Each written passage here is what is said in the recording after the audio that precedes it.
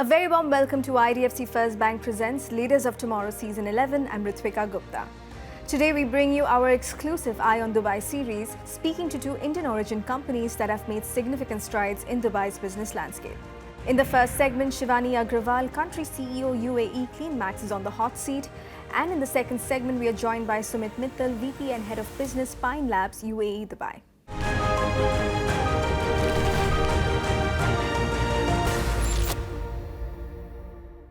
Now, CleanMax specializes in providing sustainable energy solutions. Shivani Agrawal, country CEO UAE CleanMax, spoke to Abhishek Sen-Gupta about the company's journey, highlighting its entry into the market and the specific opportunities. Listen in.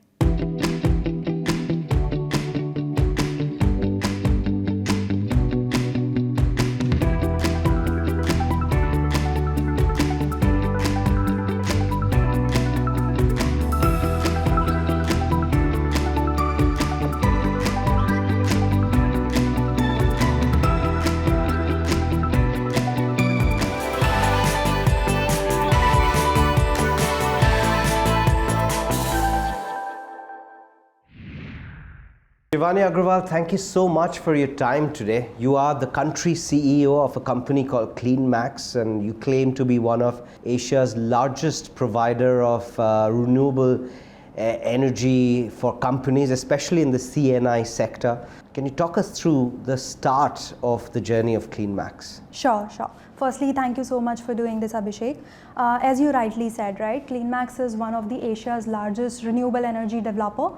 We, as of today, have a portfolio of about 1600 megawatt peak across different customers base and across different countries as well, right? The numbers that you said, like roughly about 400 different clients across 800 different locations in 6 different regions. That definitely makes us one of the largest renewable energy solution provider. We do this in a multiple formats, solar and wind being one of the primary focus of the company. We started our operations back in 2011, and Dubai was started as first international expansion for CleanMax back in 2017. And since then, I would rightly said that we have become one of the prominent players in UAE region as well, having about 80 different operational plants and catering to different sectors like educational sector, commercial and industrial, logistics, and a lot of educational as well as government as well as non-government clients. Interesting. In fact, I was going to ask, you moved here in 2017. That was after 6 years of having done some fabulous business in India. What sort of opportunities were you looking at when you moved to Dubai? Yeah, so I mean, we were initially just focusing on India, which was our home country, and a lot of our customers with whom we have been working for a couple of years asked us that whether we can provide them the similar solutions in other countries as well, and UAE was one of them. Also around that time, back in 2015, DIVA had come up with a great regulation in the solar space called the SHAMS program. So company saw as an opportunity to basically also cater to the customer's need as well as expand its portfolio and be international. So in 2017, this office was set up as a headquarter for the Middle East operations. And since then, we have been one of the prominent player, having 80 plus sites in the region itself. Yeah, and talking about your expansion plans, your international expansion, Dubai was your first pit stop, and then it eventually became your window to the wider world. Today you operate in about 6 countries, if I'm not mistaken, or 6 different markets, let's call it that way. What are your future plans in terms of international expansions with Dubai as the base, and how easy was it for you to set your base, your first international base in Dubai? Yeah, so I'll try to answer the question in 2 sets. One is, as you said, right, like why we chose UAE or Dubai as our international operations, first international office. Firstly, like our motto since the start had been to a sustainability partner to the consumers. And therefore, a lot of customers have asked us that, okay, we want to do similar things that we have been doing in India and other parts of the world. So that was a major push for us to go international. And UAE, because of the policies, because of the regulatory framework around the distributed solar, really helped in setting up this office as the international hub, right? Second, In terms of international operations, we recently expanded to Bahrain and Saudi, which has also been catered from this market, from this region itself. So there we have gotten ahead with a slightly different strategy. We have partnered with Kanu Group as a JV partner, because we do feel that in those jurisdictions we need like a local partner. So we have entered into a successful JV with them. We already are seeing a huge success in those markets as well. And in terms of another set of international expansion, so it's always driven by three things. One is customers adoption, second is regulatory framework, and third is, I think, the power prices.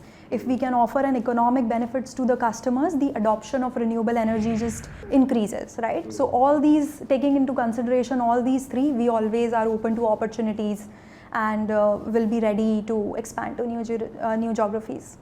It's a very interesting thing that you said, adoption, and in fact I was going to ask you, and it comes at a very interesting time when UAE has been hosting COP28. It is the biggest climate conference of its kind. Of so many things that happened at COP28, the global stocktake, which is a very comprehensive review of all what was planned and promised in 2015 Paris Agreement, is now being reviewed. We've spoken about phasing out, if not completely phasing down, fossil fuels, renewable energy tripling, phasing out methane gas emissions. What is it that really, as CleanMax, interests you?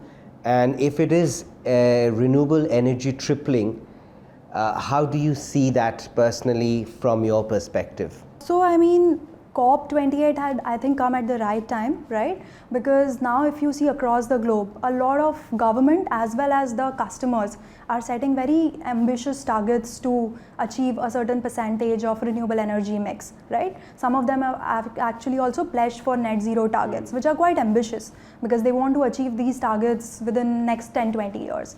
Dubai has also set very ambitious targets to go almost 70% energy mix by 2015, right? And they are already in the right direction. So as CleanMax, our main and primary focus has always been a sustainability partner. So whenever there is a need, we do come up with different type of solutions. Now there are policies across the world which allows you to put solar plant at some other place and provide electricity, right? Yeah. So we are always, with the help of our customer, trying to basically come up with solution which will help them maximize the energy mix, renewable energy mix in their offsets, and also achieve their targets within the set mandates that they have. In fact, that begs the question. You moved here in 2017. This is 2023, in the wake of COP28.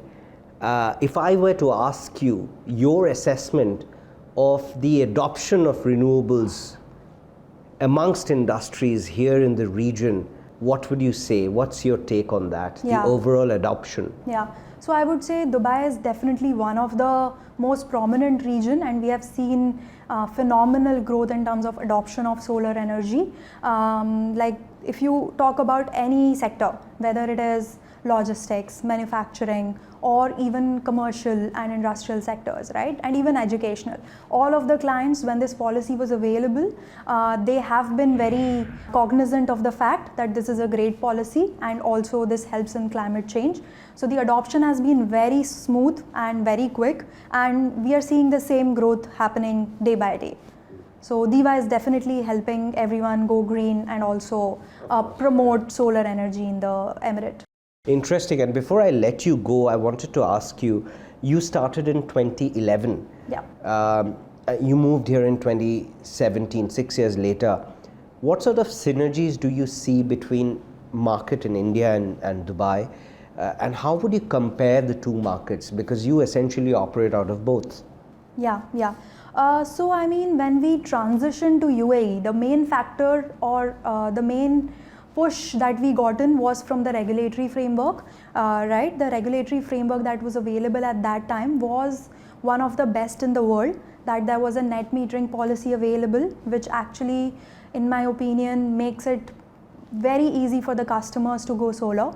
So that was one of the push. The second is Dubai makes it very easy for the companies around the world to come and set up here, right? Like you get all kind of support, all kind of regulatory frameworks are available. So that was definitely one of the push why we chose UAE as the base for our international expansion. And I mean, we have seen the growth as well, because the adoption of solar have been at a phenomenal pace. Like today also, if you speak to the customers, they are talking about like very ambitious targets to achieve net zero targets, and also about climate change. And similarly, like Dubai government also, they are focusing a lot more on the how they can make Emirate like 70% greener by 2015, right? So all these has really helped. And in terms of synergy between India and UAE, because our headquarters are in India, we get a lot of support from India.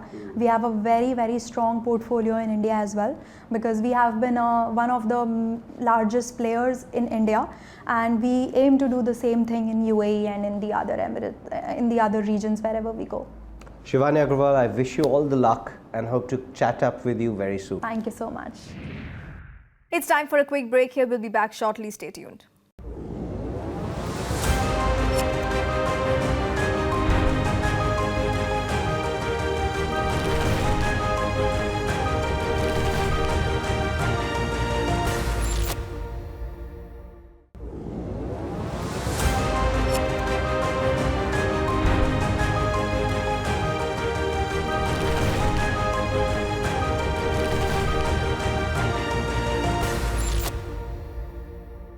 Welcome back to IDFC First Bank presents Leaders of Tomorrow Season 11. You're watching our exclusive Eye on Dubai series. In this segment, the spotlight is on Pine Labs, a leading merchant commerce omnichannel platform which entered the UAE market earlier this year.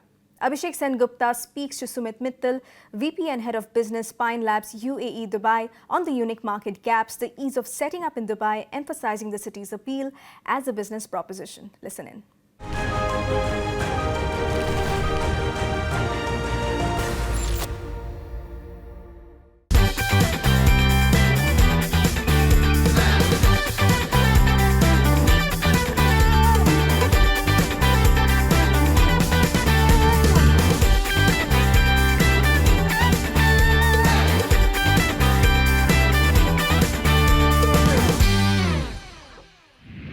Sumit Mittal, thank you so much for your time today. Thank you very much, Abhishek. Thanks for having me on the show. Sumit, you are the managing director of the MENA region for a company called Pine Labs. It is one of the leading merchant commerce omni-channel platforms. But what really, if I may ask, sets you apart in your class and category? Pine Labs, we've been in this industry for a long time, delivering solutions. We cater to a variety of merchants in different categories, right from SME to enterprise to small merchants. We understand their needs. We've been at the forefront of delivering customer-focused solutions. Our merchants are used to using our in-store technology, and with the launch of Plural by Pine Labs, we are also giving them an online payment gateway solution experience, making us a truly omni-channel company. If I were to ask you what exactly got you to Dubai, there must have been some numbers that, or some stats about Dubai that attracted you to set up shop here. Sure. I mean, see, ultimately, first of all, we all know that Dubai, UAE is really the focus of Middle East, right? From our foray into Southeast Asia with our offices in Singapore and Malaysia, we were always eyeing for a Middle East kind of entry. At the same time, Dubai customers are very savvy. They're very tech savvy. The ease of doing business is very good here. The environment provided under the rulership of Dubai, under the rulership of His Excellency Sheikh Maktoum, is really very good, right? The data points which we all see, the mobile penetration is about 200%, unheard of in any other market. The internet penetration is 99-100%. The SME landscape is 500,000 SMEs and growing by double digits. If you see, Dubai is also the hub for fintechs, right? A lot of entrepreneurs. In fact, some of the statistics says that there are 1,000, I think they hosted 1,000 fintechs in last 2 years, in 2021-22. And Dubai also holds 24% of the MENA fintech community, which means that it is quite bubbling. You know, there are a lot of fintechs doing innovation. So, you know, we have to be here, and being a tech company, I think, marrying tech company with technologically savvy customers for a need for the merchants to give technology, I think, it was a no-brainer. I was looking at some stats and kind of startled me. In 2021, the percentage of cash transactions in the UAE fell from about 69% to 20%. And I think because of digital transformation, of course, brought on by COVID, that number is going to slide further with, of course, smart payments gaining ground. Is that one big opportunity that you looked at when you were planning your foray into the UAE? And second question, before you start answering, do you see that those numbers growing further? We all know the whole transformation of digitization has been accentuated because of the pandemic, right? I mean, earlier what was used as a printed currency has now been transformed into digital currency. UAE, specifically Dubai, has been at the forefront of adapting payment technology, being very savvy. The customers are very savvy. What could be better than us being a technology company to be in Dubai at the same time, making sure that we deliver solutions for the customers as well as for the merchants when the whole digitization is happening. So I won't say that was one of the reasons what prompted us to be here, but I'm saying that definitely adds to the payment experience what we are trying to deliver to the ecosystem. And when I say ecosystem, it is the merchants, it is the fintechs, it is the banks, it is the brands which we work with. So our tech stack in India, we work with multiple parties, and that's what we want to do here as well. You've been personally in the payments industry for years now. You've seen how it has caught on in this region. What are your sort of insights, personal gut feeling about 2024? What do you see? What's going to disrupt the market? See, I think this whole adoption of digital transformation is here to stay. I don't think so any economy has gone back. The UAE is at the forefront, like I said. The trends will continue, right? And we hope that the trends continue because that's the adoption which we are trying to create for the industry. You've seen the whole QR code payments happening in India, which is booming. There were some reports that the numbers are shooting by the day. Yeah. The same adoption is going to be happening here. We have seen the mobile penetration is very, very high in Dubai, in UAE specifically. Even in internet penetration is very high. So all those data points only lead us to believe that the digital payments is only here to increase or grow. And none of that is possible without the tech stack that you talk about. It is not only smart, it is not only efficient, but it is basically accessible for everyone. If you can talk us through that journey, how you've been adopting emerging tech, that really sets you apart. Sure. So, like I said, we've been doing this for a long time in India and other countries where we have expanded. I truly believe that a POS machine or a payment solution, form factor, it doesn't matter whether it is a payment machine, is really a real estate at the merchant location. Yeah. What we need to do is we need to make sure that we use that real estate in the most efficient manner, which probably has not been done so far. And that sets us apart because we believe in single integration, making that real estate very, very efficient rather than having multiple form factors on a till. And I truly believe that, a till at a merchant is very prime and they're very possessive about it. Yeah. So we might as well put a form factor which really takes them to the next level of payment acceptance. And that's what we've been delivering across our countries wherever Pine Labs has been. Right, and that brings me to the next question. You are essentially an Indian company. You moved into Dubai or UAE earlier this year. What sort of market expansion strategies do you have in mind going forward with Dubai as the base? Right, so I would say we believe in quality over quantity. Yeah. So we want to first deliver Dubai. We want to make sure that we address the needs of the merchant. We are a tech company. We want to solve the problems of the merchants through tech. And that's what we've been doing. Once we have been able to do that, it may take us couple of years. We will look at expansion. But yes, Dubai remains to be our hub. And if the opportunity really glares at us from another country, we are not saying no. Yeah. But having said that, I think we have a job at hand, and we want to deliver our best to UAE. Talking about Dubai as your hub, we would really love to know how easy or difficult, we don't know, was it for you, Pine Labs, to set up shop here in Dubai, and how quickly you got into business? Right. You know that we have forayed into Southeast Asian countries before. So India, Southeast Asia, and then we forayed into Middle East, making Dubai as our office. We had to be here because of all the data points. The ease of doing business is very high here, obviously helped by the ruler of Dubai. All the other data points, like I said, the mobile internet, the mobile penetration is about 200%, which is unheard of in any other market. The internet penetration is 100%. The SME market is more than 500,000 units. Starting numbers and growing, right? Yeah. So all these data points are significant for any company to kind of invest. And at the same time, we are here for a long term. The reason why I say so is that we have invested in putting our own data center in Dubai with a disaster recovery site in Abu Dhabi. I would probably say that we are one of the only few fintechs to have invested lots of dollars into putting a data center, which really goes to show our commitment to the region and commitment to UAE. I'm sure, and before I let you go, I would really love to know, you've worked in India before you sort of set up shop here, and you worked with some of the biggest banks in the region of South Asia, Southeast Asia. You've tied up with some of the biggest banks and OEMs, like you just said. What sort of synergies do you see in the markets, in both markets? Yeah.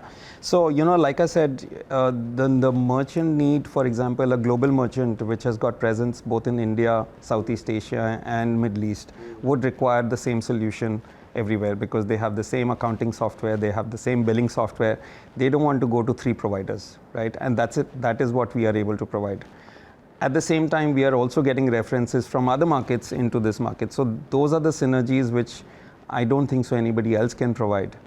We are able to create solutions for merchants, for airlines, for brands, which could be cross-border.